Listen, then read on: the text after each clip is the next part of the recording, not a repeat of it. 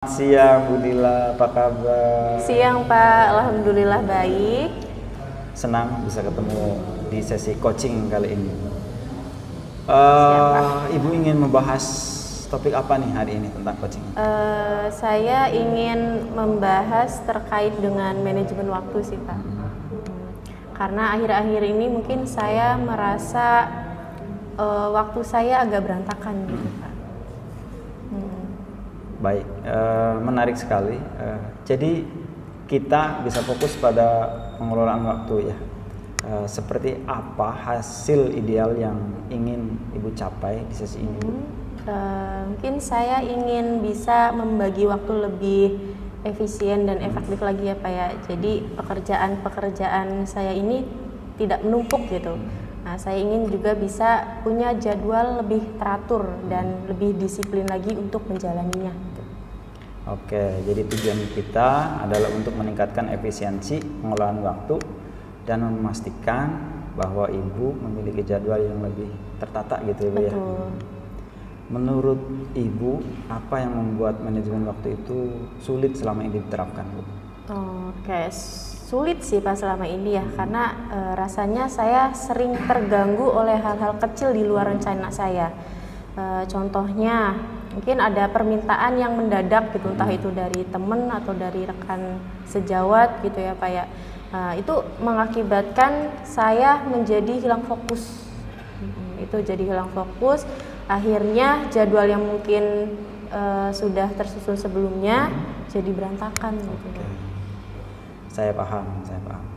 Gangguan kecil dan permintaan yang tidak terencana memang bisa membuat kita kehilangan fokus. Terus menurut Ibu apa yang bisa dilakukan untuk meminimalisirkan gangguan tersebut? Mungkin saya perlu lebih tegas lagi mengatakan tidak gitu. Mungkin karena selama ini setiap ada yang meminta atau mengajak, seringnya mengatakan iya gitu ya Pak. Gak enak ya, Iya nggak enak, betul sekali. Jadi mungkin nanti saya akan belajar mengatakan tidak itu tadi. Jadi ada prioritas gitu ya Pak. Itu ide yang bagus. Lalu untuk membuat itu lebih konkret, apa rencana spesifik yang ingin Ibu terapkan minggu ini agar bisa mengatur waktu lebih baik? Oke, rencana yang lebih konkret lagi ya Pak ya. Iya, betul. Mungkin saya akan Saya akan membuat jadwal mingguan yang lebih terstruktur lagi gitu ya Pak ya. Jadi mencantumkan skala prioritas itu tadi. Jadi mungkin saya akan menentukan waktu khusus untuk pekerjaan yang tidak bisa diganggu. Oke.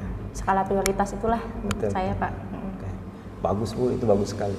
Jadi minggu ini Ibu akan membuat jadwal mingguan dengan prioritas yang jelas dan mengalokasikan waktu khusus untuk fokus pada tugas tertentu. Kapan Ibu kira-kira memulainya kira-kira? Besok mungkin ya Pak ya.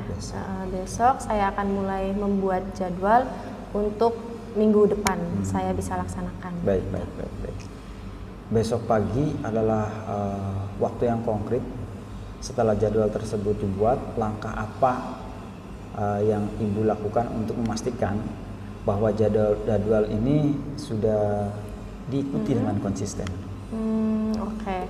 Mungkin saya akan memeriksa jadwal setiap pagi sebelum mulai bekerja ya. Jadi persiapan terlebih dahulu lah.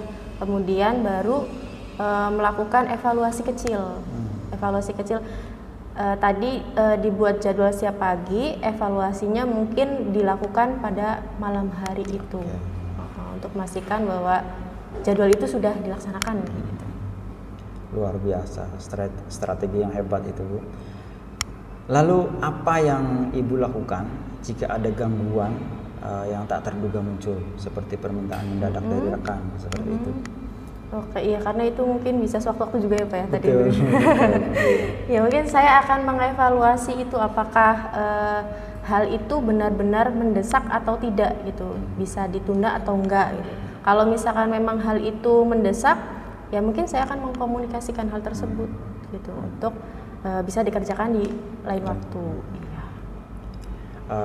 Saya suka gitu dengan sikap tegas Ibu yang tadi diusulkan.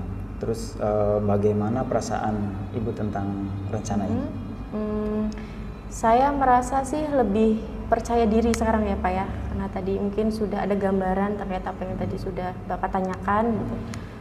Saya tahu ini mungkin akan sulit, tapi insya Allah saya akan mencobanya Pak. Luar biasa. Saya yakin Ibu bisa melakukannya. Kira-kira apa langkah pertama yang akan Ibu lakukan setelah percakapan ini? Oke, mungkin saya akan sesegera mungkin membuat template jadwal mingguan hari ini gitu ya.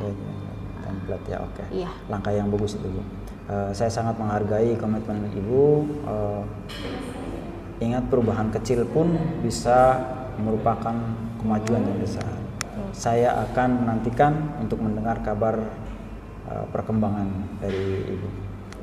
Apa pesan mungkin terakhir ya yang ingin Ibu sampaikan pada diri sendiri untuk termotivasi untuk kegiatan ini?